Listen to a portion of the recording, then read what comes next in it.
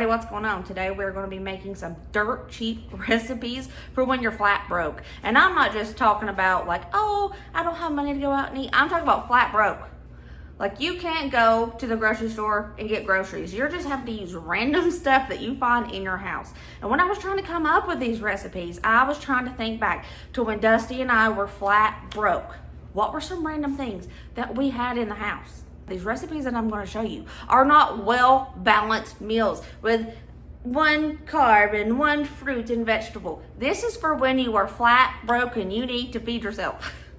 The reality of a lot of people's situations are they are having to skip meals. I have had people send messages to me telling me their story, and they said that it was okay if I share, just don't share their name. So I'm going to tell you a couple of stories right quick. But before that, this video is a collaboration with my Aunt Vickie on her channel, Aunt Vickie's Variety Corner, and my sister Emily on My Beautiful Chaos. So we decided that this would be a really good collab because everybody's point of view is different. Like you may have these random things in your house and I can come up with this recipe, but they could come up with this recipe. So we thought, why not just collab on this and show you some ideas together? Story number one, this mom, she is a single mother of 2 children. She works 60 hours a week to make ends meet. This mother told me that her electricity bill and gas and all the needs for the children and everything altogether is becoming so expensive that she cannot keep up. And she is having to skip meals. She goes a full solid day without having a meal so she can stretch her food so her children can eat. That is the reality of a lot of people's situations right now. And there is another story that someone said that I could mention. This lady, she's about 70 years old. Her husband passed away and she is living on a fixed income. Fixed income means her income is not increasing when all these prices are increasing. So she's having to make do. And she said pretty much the same thing. She's having to skip meals to make ends meet. She is eating 1 meal a day between lunch and dinner just to try to survive. That is the reality of a lot of people's situations. And I say this sometimes in my videos that a vegetable is a luxury because sometimes it is. Sometimes it is. And I know a lot of people can't wrap their head around that, and I'm so thankful that you can't understand that and you have not been in that position that you're having to skip meals just to make ends meet. And I'm thankful to God that you can't wrap your head around that, but that is the reality of some people's situations. So I'm going to show you some recipes today, things to make when you're flat broke, things that taste good, things to get you by, things that are going to fill that tummy so you don't have to go hungry. So this is pretty much struggle meal 101. Let's make some food. What can fill our tummies? Carbs. Carbs can make us feel full really fast. And a lot of people say carbs are bad. Carbs are not the enemy technically, unless you're diabetic. But carbs are okay in moderation. But when times are tough and you gotta fill your tummy, carbs are good because they're gonna keep people from getting hungry. And one thing I have learned over the years is that we can get ideas from other cultures and they are pretty good ideas. So one of my favorite things to make, you've seen me make this a lot in my videos where I'm trying to stretch a really tight budget really far. Indian fry bread. They call it Indian fry bread, Bannock bread, Navajo bread, just fry bread in general. I'm not sure what the technical term is, but I do know that indigenous groups made this super popular. And it's really, really good. And you can make it sweet and you can make it savory. And it's just random things that you have in your cabinet. Pretty much you already have this stuff in your cabinets already. It's just random ingredients that you didn't think to put together to make something super good. So we're gonna be making some Indian fry bread. And this, I'm excited about it. Colin loves Indian fry bread. We feel like we're living high on the hog when we have Indian fry bread because this stuff is amazing. There was this restaurant in Pigeon Forge that would serve it as like an appetizer. Like, you know, restaurants give you rolls before your meal. They would give Indian fry bread. It was so good. It was so good. So I'm gonna show you how to make some incredibly cheap Indian fry bread. If you already don't know how, let's go. I'm making this right on the countertop. So you're gonna need 1 cup of all-purpose flour. Just like that. 1/4 teaspoon of salt. 1/2 teaspoon of baking powder. Baking powder, not baking soda. I'm gonna make a little well in the middle here. If you have a mixer, you can use a mixer. I have a mixer, but I don't want to use a mixer. It's easy like this. Milk. You're going to need some milk for this. If you don't have milk, you could probably try it with water. It would probably work, but it's not going to be as rich in flavor. And I like to tell people to keep shelf-stable milk or dry milk in times of need because it can really help you out. We're going to add 1/2 cup of milk.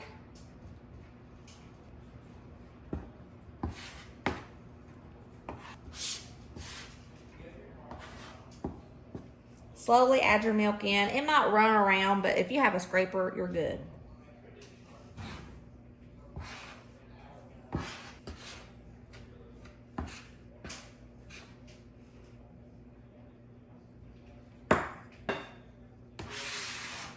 By the way, make sure your surface is very clean.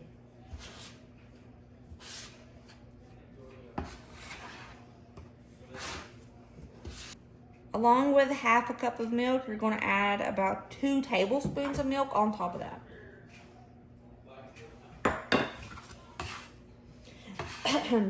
There are other recipes for Indian fry bread. Like you can use yeast, baking soda. There's so many different recipes for this. But I find that this one is the most simple and it's good. It gets the point across. And it tastes pretty great. Use a little bit of flour. Put some flour all around. We're going to knead this into a dough now.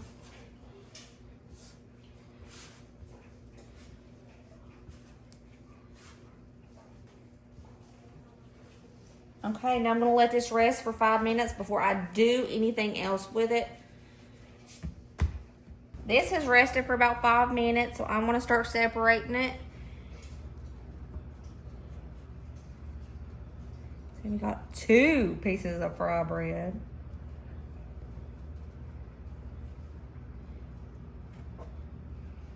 Let's see. It's pretty big. Let's make 5 pieces of fry bread out of this.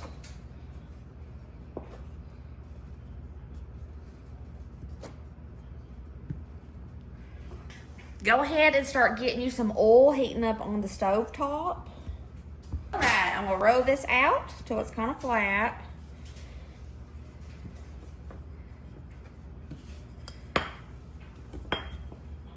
Doesn't have to be a perfect circle. Set it to the side and just keep on working it. It looks like that is heated. I put one of those little pieces of dough in there and we're gonna fry this up until it's golden brown.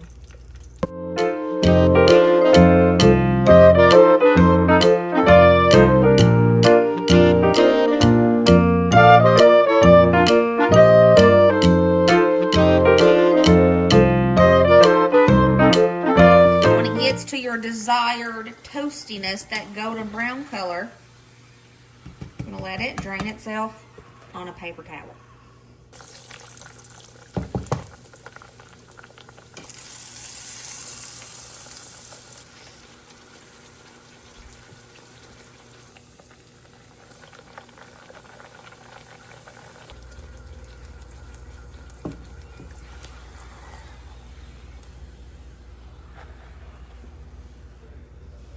Fry bread is great to be eaten on its own. It's really delicious. You can also make it sweet and you can make it savory. One of the most popular ways to use it is Navajo tacos. Just put your taco meat and a mix of beans on top and just dress it up with your favorite toppings.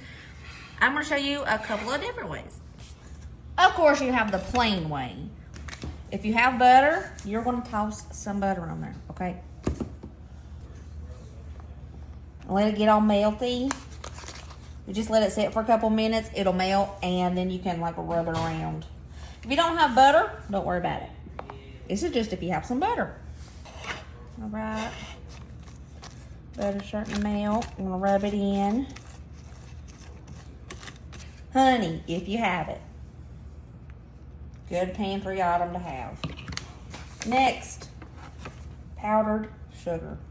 And this is a sweet treat. And it tastes like you paid $10 for it. And it's all with pantry items. Everything is stuff you just already have in your cabinet. Ta-da, ta-da. I'm really excited about this. This is a treat. This is a treat. good. 10 out of 10 will recommend. A lot of good things to do is top it with fruit too. If you have some fruit by some chance, bananas if you have a rando banana. Peanut butter's good as well. It's really nice. And you can make sandwiches out of it. If you don't have any bread, make this and you can have a good old sandwich or just whatever. Whatever. You can put anything on it. 10 out of 10. 10 out of 10. Hello. Hello.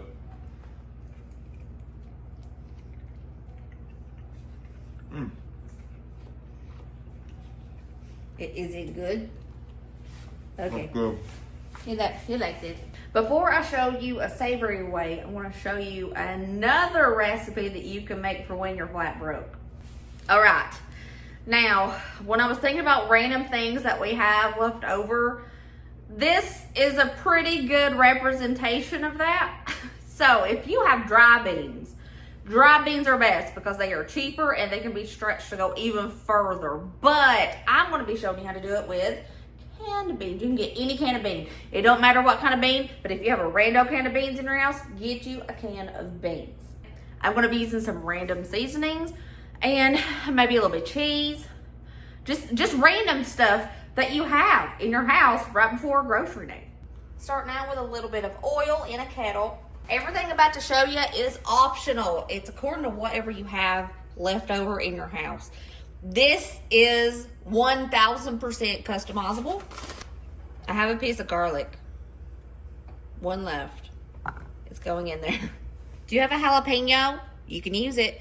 I have this almost dead bell pepper. I cut this good part off of it. I'm going to throw it in here. I'm going to dice it and toss it in this oil.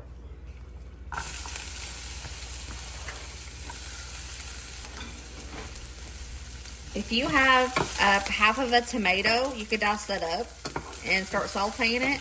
If you have some onion, you could do some onion. If you don't have anything extra like this, don't put anything in it. This is pretty much something that you just use what you have when you have it, and it'll be different every single time.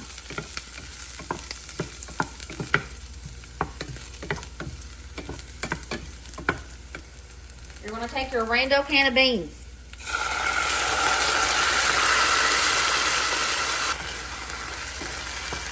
Turning the heat down a bit. What seasonings do you have in your cabinet? Use those, besties. Use those. I'm throwing in some black pepper, some salt, onion powder. I have some. I'm going to use it. I knew I had some cumin. What else do I have in this cabinet? Some paprika. I think it's all I'm going to throw in here. By all means, throw whatever you got in there. Let it simmer for about 5 minutes. What kind of cheese do you have left over in your refrigerator? Use that. Sliced cheese, you can use it. Got some sliced cheddar cheese? Use it. Mozzarella? Use it. Sharp? Use it. It doesn't matter. Just put whatever you got in there.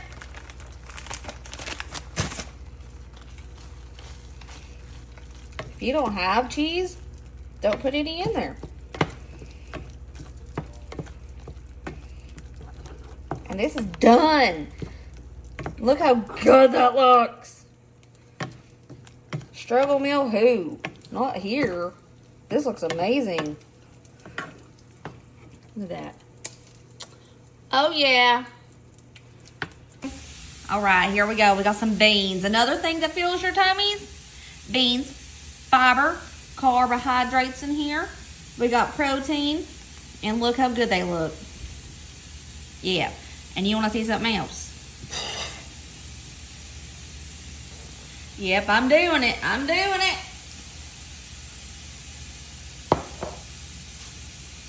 Talk about keeping your tummy full for pennies. For pennies.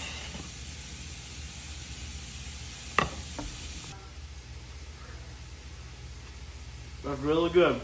Really tasty. Like for real, you love it? Mm-hmm. It's really good. Thank you.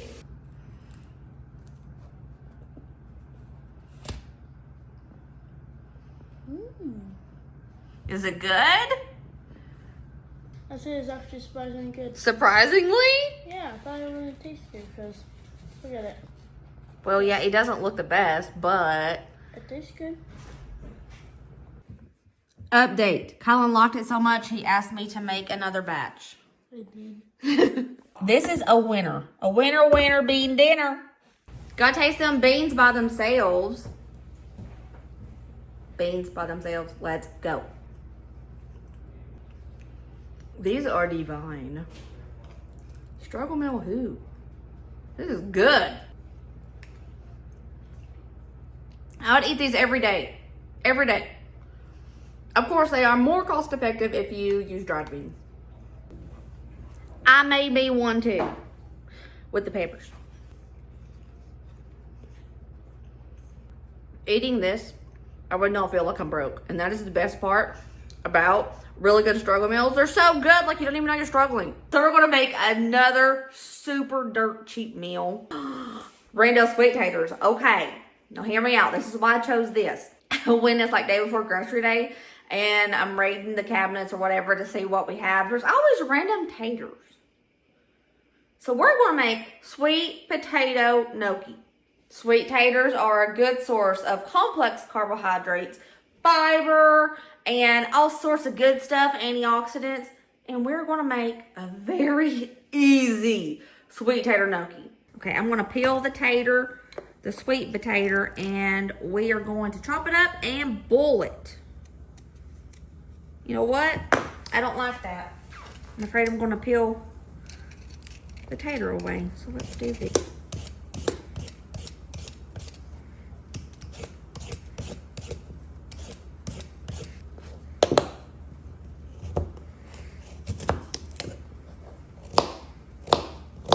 One of my favorite snacks growing up was sweet taters, raw sweet taters. My mama would grow them in her garden, and she would always peel me one, let me snack on it. All right, I'm gonna wash these potatoes up. Wash the sweet taters, and I put enough water in here that they're covered just barely by the water. And we're gonna bring these to a boil until they are fork tender.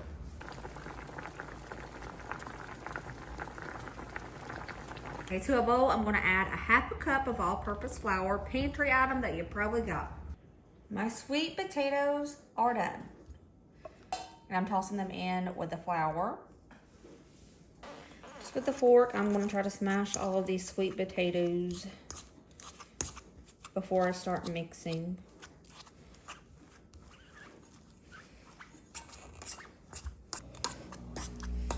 Now the sweet taters are a little hot, so be careful if you start to do this with your hands. Gonna flour my surface a bit because this is a dough, pretty much. Pour all of this sweet tater dough out. Also flour up my hands a bit. We're gonna need the sweet taters in with that flour, and we're gonna get a nice dough. Let me get my scraper. One of these little scraper things, oh, it is the best.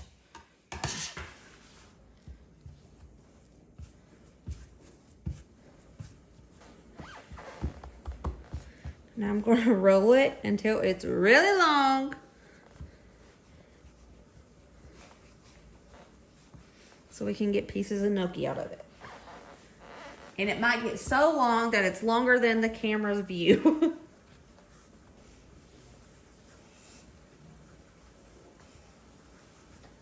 Let's zoom out a little bit. All right.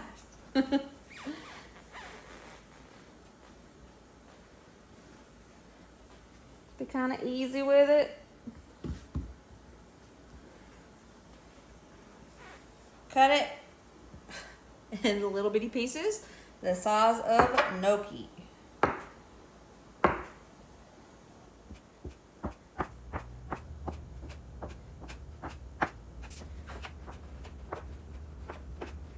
There's a little paddle you can get to roll the gnocchi on to make that little design on it, but I don't have one of those.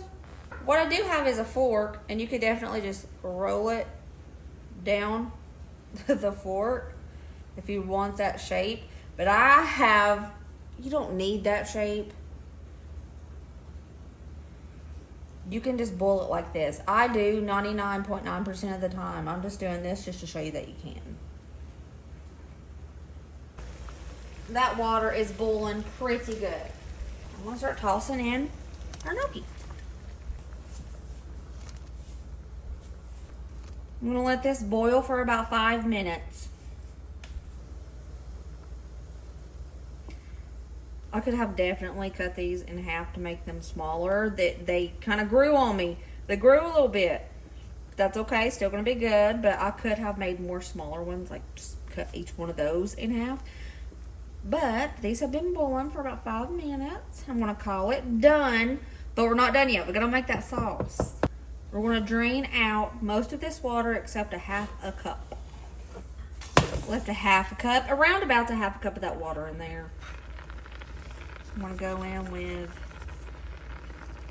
a pinch of salt, a good pinch of black pepper. Now this is a simple recipe. You can certainly jazz it up a little bit, but you don't have to. Do you have butter or olive oil? If you do, toss a little bit of that in there. And we're gonna let this simmer together, and it's gonna create like a thicker sauce, and it'll be finished. That's all you have to do.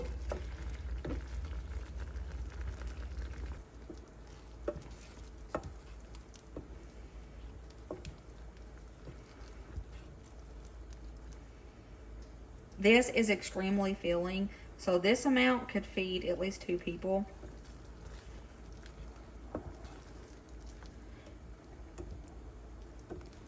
Oh, look how much that made. This is more than enough for 1 person, because this is a very filling food, and this can feed at least 2 people, because your tummy is going to get upsetty sketty if you eat a lot of this, because you're going to be too full. So it's very creamy. It's so basic. It is so basic, but it tastes so good. You could definitely jazz it up a little bit by adding a little bit more, but I'm telling you guys, sometimes basic and simple is good. Sometimes basic and simple is the way to go. Look how much they made a ton. A ton. This is good. This is so good.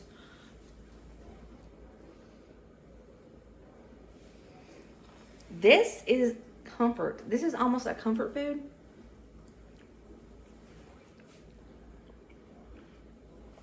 It's delicious. This is so good.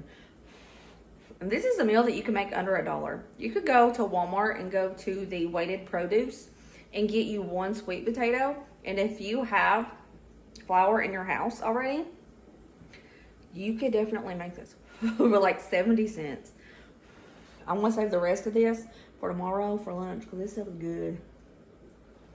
I love good sweet potato. All right, everybody, I hope you enjoyed today's video. Remember, go check out Emily and Vickie's video. I will link them in the description box down below. They're going to have some more ideas for you. Remember, if you or anybody you know is facing food insecurity, it is okay to ask for help. You can even dial *211 and it will direct you to a place that can help you out. Okay, I love you guys. I will see you next video. Remember, as always, to be positive, be kind, be happy, and I'll see you later, taters. Bye.